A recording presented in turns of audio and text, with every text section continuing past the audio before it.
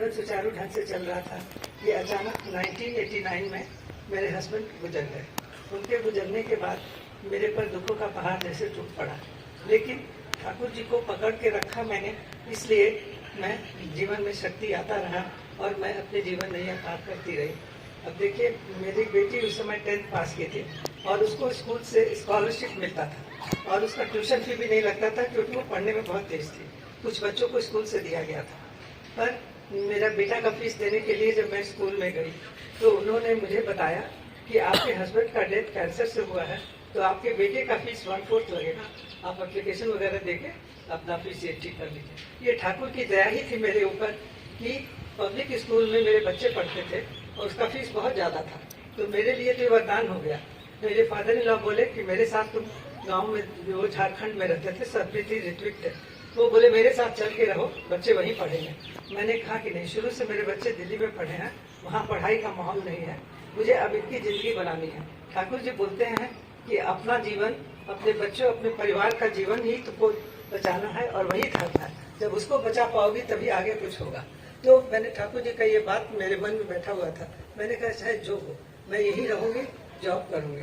मैं पढ़ी लिखी तो थी, मैं MA पास थी उस समय की, लेकिन नौकरी नहीं किया था। तो एक लंबी कहानी है कि नौकरी मुझे कैसे मिली। मेरे हस्बैंड प्राइवेट जॉब में थे, प्राइवेट कंसल्टेंसी का प्राइवेट जॉब था, उसमें काम करते थे। तो वहाँ मैंने जाके बात किया तो तैयार तो नहीं थे, फिर मुझे कंप्यूटर कोर्स करवाया 6 मंथ्स का। उस समय कंप्यूटर कोर्स किया, उसके बाद उन्होंने कहा तो आपको कहीं भी जॉब मिल जाएगा। मैंने कहा नहीं, मुझे यही करना है क्योंकि आप लोग सबको मैं जानती हूँ, इधर उधर में नहीं जाऊंगी। फिर एक सोर्स, भैया का सोर्स लगा, उसके बाद उन्होंने मुझे जॉब पर रख लिया। उस समय मैंने जॉब 1000 रुपीज बेसिक पर किया था। फिर धीरे धीरे ऐसा 2 इयर्स तक मुझे टेम्पररी रखा गया था। लेकिन मुझे ठाकुर जी से यही प्रेरणा मिली थी कि लाइफ में discipline and sincerity, these 2 things are most important. तो मैंने उस समय ऑफिस में एकदम मन लगा के काम करके सीखा। टेम्पररी पीरियड में 2 साल के बाद एक मीटिंग था बड़े बड़े लोगों का ऑफिस में, तो नहीं थी उसमें, तो उन्होंने मेरा नाम लेके बोला, one of the good workers. ये सब ठाकुर की दया ही है जो मुझे इतना सम्मान मिला। ऑफिस में सब लोग हमारी बहुत इज्जत करते थे, हालांकि अकाउंट्स डिपार्टमेंट में सिंपल जॉब था मेरा, लेकिन सबकी नजर में मेरे को बहुत रिस्पेक्ट देते थे सब लोग। और ये सब मैं सोचती हूँ कि इनकी कृपा से ही मुझे मिला। ठाकुर जी बोलते हैं करोगे तो पाओगे, बिना करे कुछ नहीं मिलेगा। और ये इनका सिद्धांत मेरे जीवन में लागू हुआ। मैं मशीन की जैसे हो गई थी, झूठ क्यों कहूँ, सिर्फ स्मृति और स्वस्तिनी करती थी और हर 30वें दिन खुद जाके पोस्ट ऑफिस में मैं जमा करती थी। वो अभी बड़ौदा आने तक भी मैंने किया है।